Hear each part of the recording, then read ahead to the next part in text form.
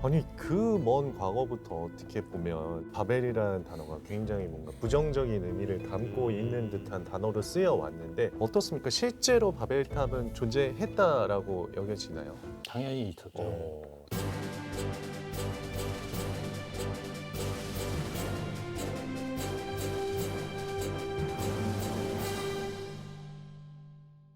안녕하십니까. 오늘 10분 토론에서는 탐욕과 오만의 상징으로 불렸던 바빌론과 그리고 그 안에 바벨탑에 대한 이야기 자세히 풀어보려고 하는데요. 이에 대한 역사적 사실과 미스터리까지 모두 파헤쳐 주실 전문가 두 분 모시고 토론 시작하겠습니다. 저는 연세대학교 한국기독교문화연구소 연구교수로 있는 윤성덕입니다. 히브리 성경하고 고대 근동학 위주로 연구를 하고 있습니다.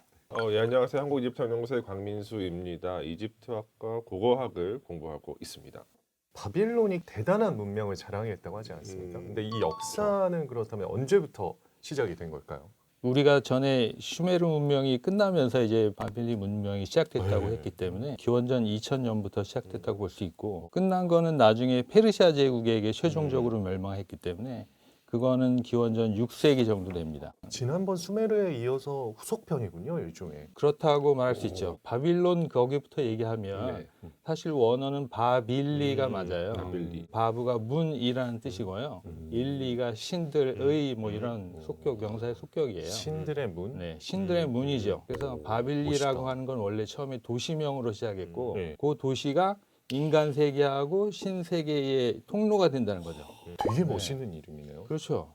왜 이렇게 멋있는 이름을 지었을까요? 왜냐하면 얘네들이 후발주자였기 때문이에요. 아까 얘기한 것처럼. 자기보다 훨씬 오래된 슈메르 도시들이 건재하고 있었기 때문에 거기하고 이제 경쟁을 하려면 멋진 이름이 필요했던 거고, 그 메소포타미아의 도시에는 각각 수호신들이 있는데 바빌리라고 하는 새로운 도시가 태어나면서 새 수호신이 생겼을 거 아니에요? 근데 얘는 원래 슈메르 시대에 만신전에 못 끼는 신이거든요. 근데 지금은 그걸 제일 위로 올려야 되는 상황이죠. 그러니까 역시 또 그런 이름이 필요한 것입니다. 바빌론하고 바빌로니아는 같은 거죠? 그러니까 바빌론은 도시명이고 네. 바빌로니아는 그 도시를 중심으로 통치했었던 정치체를 보통 부르는 네. 표현인데, 그러니까 이제 바빌론을 수도로 삼은 국가들은 대부분 다 바빌로니아라고 부르죠. 근데 이제 크게 이제 한 세 가지 정도 시대로 나눠서 구분을 하거든요. 고 바빌로니아, 그다음에 이제 중 바빌로니아가 있는데 보통 중 바빌로니아라고 잘 하지는 않고 카시트 시대, 카시트 바빌로니아 이렇게 부르는 경우들이 많은 것 같아요. 그다음에 이제 제일 유명한 신 바빌로니아, 네. 이렇게 시대별로 조금 구분을 해서 이야기를 합니다. 바빌로니아가 세 가지 시대로 구분한다고 했는데 그러면 가장 번성했던 시대는 언제라고 봐야 될까요? 글쎄요, 그거는 그 얘기하기 좀 힘든데, 왜냐하면 그 번성이라는 걸 문화적으로 볼 것인가, 정치적으로 볼 것인가, 아니면 뭐 경제적으로 볼 것인가, 예. 그에 따라서 달라질 수 있잖아요. 예를 들어서 고 바빌리 시대가 됐을 때 우리가 너무나 잘 알고 있는 함무라비 방이 나와요. 함무라비 법전. 그러니까 어떻게 생각하면 고 바빌리 시대가 굉장히 발전된 시기이고, 그 시기에 발굴된 어떤 토판이라든가 이런 게 굉장히 많거든요. 네. 그래서 그때가 거의 이상향으로 취급을 받고 있는 그런 시대라고 할 수 있어요. 거기에 비해서 그 중바빌리 시대는 사실 이란 산지에 사는 카슈라는 부족들이 내려와서 네. 메소포타미아를 다스린 시절이에요. 네. 주인이 바뀐 거죠. 근데 이 사람들은 산지에서 내려오는 바람에 글씨나 문명 같은 게 굉장히 좀 낯설었는지 자료를 거의 안 남겼어요. 그래서 사실은 좀 암흑기예요. 예. 그런데 이제 그 중간에 아슈르 제국 시대가 있었어요. 원래는 이제 그 메소포타미아 문명의 주변부에 속하던 아슈르가 대제국을 건설해 갖고 서아시아 전체를 다 다스렸거든요. 그래서 그때는 이 바빌리가 그 밑에 들어가 있었죠. 그러다가 7세기 이후에 다시 중흥을 했어요. 그게 아까 말씀하신 신바빌리 제국이고, 그때 이제 그 유명한 누부갓네살. 그 한글로 검색하실 때는 네. 네부카드네자르라고 보통 검색하시면 나와요. 그러면 지역이 어느 정도의 지역인 거죠? 지금 현재로 보면? 지금 이제 바그다드 근처죠. 메소포타미아 지역에서 이제 약간 중남부 정도 되는 위치라고 예. 할 수가 있겠고, 뭐 여러 가지 바빌론이랑 얽혀져 있는 바빌론 공중정원이라든가 뭐 바벨탑이라든가 이런 예. 것들은 대체로 다 신바빌로니아와 관련된 것으로 보통 얘기가 되고 있고요. 그러니까 우리가 일반적으로 현대인들이 바빌로니아라고 했을 때 처음 인식하는 바빌로니아는 대체로 신바빌로니아 제국인 것 같아요. 처음에 제가 탐욕과 오만의 도시로 비유된다라고 했는데 그 표현은 어디서 시작된 건가요? 그 표현을 직접 들어보셨나요? 이거 저 들어봤습니다. 왜 이제 바벨탑 하면 아, 흔히 바벨탑. 인간이 도전해선 안 되는 영역으로 뭔가 여겨지는 그러니까 뭔가 이런 비유로 쓰이잖아요. 그게 이제 일종의 문학적인 이미지잖아요. 그리고 말씀하신 대로 그게 이제 구약 성경에서 나왔고, 근데 이제 구약 성경의 그 이야기가 창세기에 써 있는데, 창세기는 뭐 아시다시피 세상이 처음 만들어진 때부터 최초의 인간들 이야기, 네. 그 얘기가 나오면서 그게 네. 나오는 거거든요. 거기에 나오는 거군요. 처음에. 네. 그래서 그래서 11장에 나오죠. 네. 정확히 뭐라고 기록이 되어 있는 건가요, 거기에? 인간이 이제 흩어짐을 면하기 위해서 네, 탑을 높게 쌓자. 그래서 어디서나 이걸 보고 우리가 이제 네, 알아볼 수 있게 그렇게 하자고 했는데, 그렇게 쌓는 동안에 거의 성공할 뻔했는데 신이 내려와서 얘네가 언어가 하나니까 이걸 할 수 있다. 언어를 여러 개로 갈라버리자.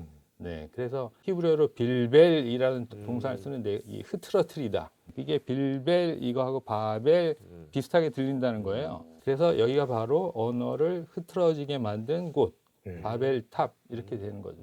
성서와 관련이 있는 유대인들한테는 꽤 어떤 부정적인 빌런이었을 것으로 생각이 되는 것이, 바벨탑 이야기 말고도 네. 바빌로니아에 관한 내용은 구약 성서에는 상당히 많이 기록이 되어 있거든요. 뭐 이를테면은 실제로 그 남유다 왕국이 멸망하는 것도 신바빌로니아 때문이에요. 근데 그 얘기가 성서에 상당히 자세히 기록이 되어 있고, 뭐 성서에서는 그게 이제 유대인들이 너무 타락하고 그래서 하나님께서 바빌로니아를 이용해 가지고 이제 우리를 벌하셨다, 뭐 이런 방식으로 이제 쓰여져 있고, 이제 이 사람들이 쳐들어와 가지고 그 남유다를 멸망시키고 나서 보여줬었던 행보가 상당히 잔인하게 묘사가 되는데, 이를테면은 이 당시 남유다의 이제 마지막 왕을 기둥에다 묶어놓고 두 아들을 목을 치죠. 그 장면을 이제 보게끔 만든 다음에 눈을 다 파버리고, 네. 이제 뭐 이제 그런 식으로 이제 묘사가 되어 있고, 또 엄청나게 많은 숫자 유대인들을 이제 바빌론으로 데리고 가는, 이게 이제 바빌론 유수라고 보통 표현되는 포로처럼 이제 한 구역에다가 거기서만 살 수 있게끔 이렇게 만들어 놓죠. 뭐 이런 방식으로 묘사가 되어 있기 때문에, 또 그 나중에 이제 신바빌로니아가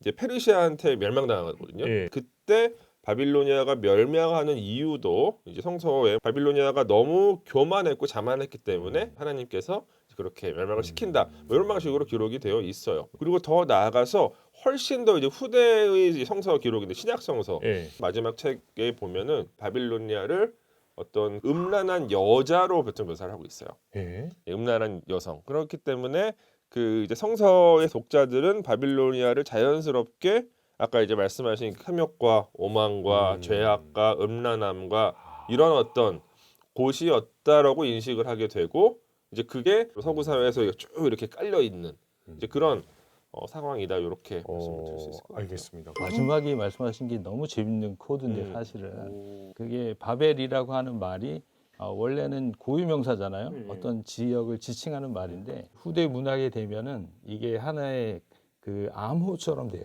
그래서 페르시아 시대에 페르시아 왕을 욕할 수 없잖아요. 그럼 어떻게 해요? 바벨이라고 쓰고 욕해요.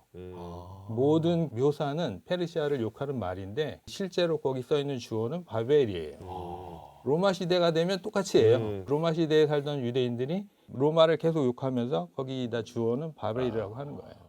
아니 그 먼 과거부터 어떻게 보면 바벨이라는 단어가 굉장히 뭔가 부정적인 의미를 담고 있는 듯한 단어로 쓰여 왔는데 어떻습니까? 실제로 바벨탑은 존재했다라고 여겨지나요? 당연히 있었죠. 어, 이게 탑이 거기만 있었던 게 아니고요. 네. 메소포타미아 전역의 종교적인 건축 구조가 각 도시마다 수호신이 있고 그 수호신을 섬기는 신전이 있는데 신전 경내에 신전탑이 있게 돼 있어요. 그래서 먼저 뭐 여러 가지 다른 제의를 하는 것은 신전 안에서 했겠지만은 네. 또 다른 어떤 제의를 위해서 신전탑이 옆에 항상 있었어요. 이거는 상식이에요. 네. 그러니까 그 이야기 전체가 사실이라고 볼 수는 없지만 바빌이라고 하는 곳에 탑이 있었다는 건 확실하다는 거죠. 그걸 보고 그 동네에 사는 사람들이 생각한 거는 그렇지 않았을지 몰라도 성경을 쓰는 사람들은 이렇게 생각했다.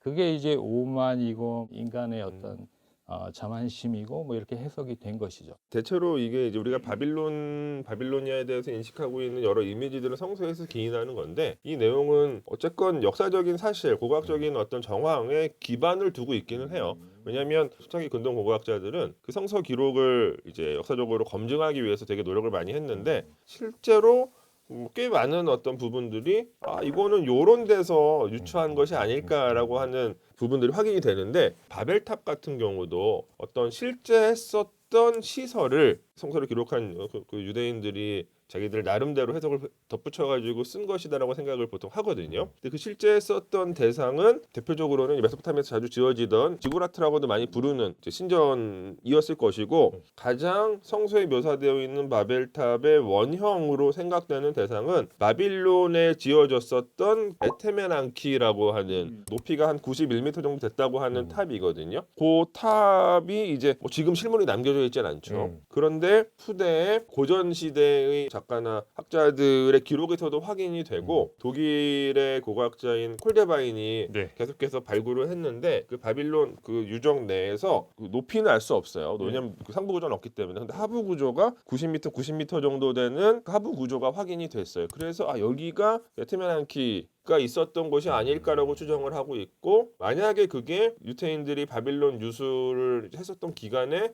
세워져 있었다라고 한다면 기억으로 싹 남아가지고 나중에 성서가 구체적으로 쓰여질 때 바벨탑이라고 하는 그 방식으로 이렇게 변형되어 가지고 쓰여지지 않았을까라고 또 추정들을 많이 하고 있죠. 그 바빌리 유적지에 대해서 좀 더 설명드리면 네네네. 바빌리는 마르둑이라고 하는 신을 섬기는 신전에 속한 에테멘안키. 에가 이제 집이라는 뜻이고 테멘이 이 기초라는 뜻이고 그다음에 안이 하늘, 키가 땅이에요. 그래서 하늘과 땅의 기초가 되는 집.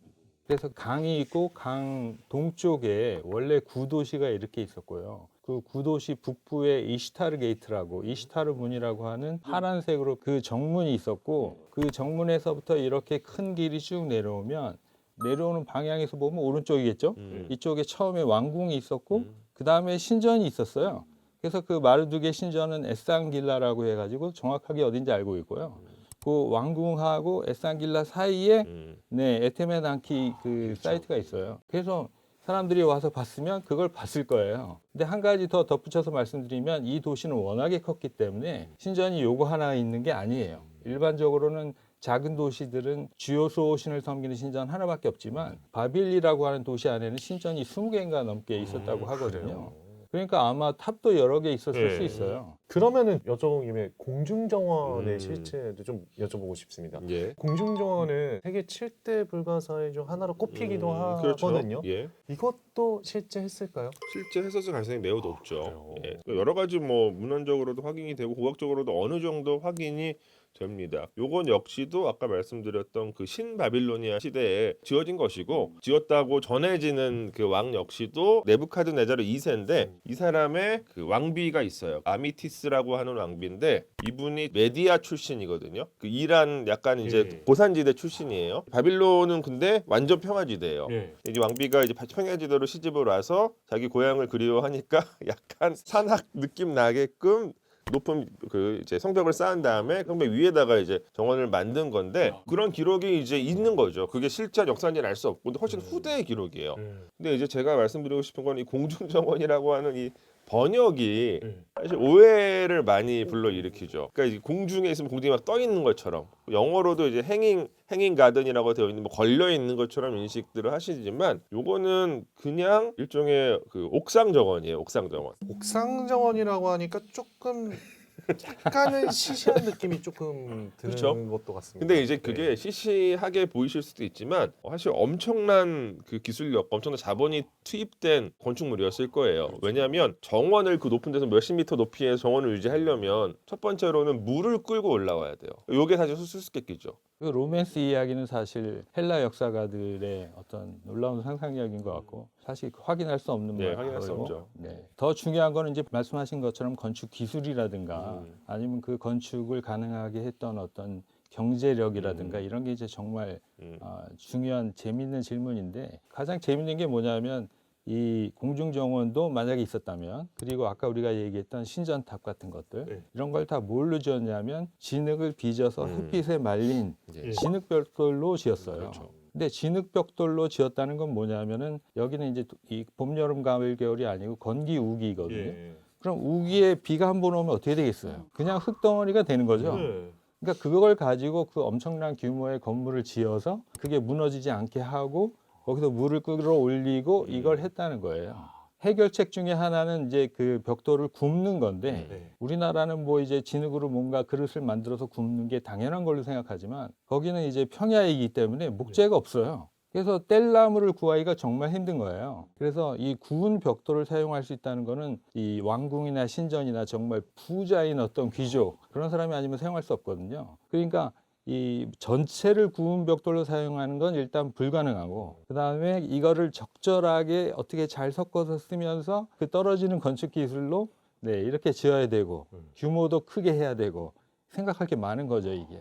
그런 의문도 드는 것 같습니다. 신바빌로니아 제국 어떻게 그렇게 번영할 수 있었는지. 그건 간단하게 말하면 그 전에 더 큰 제국이 있었기 때문이에요.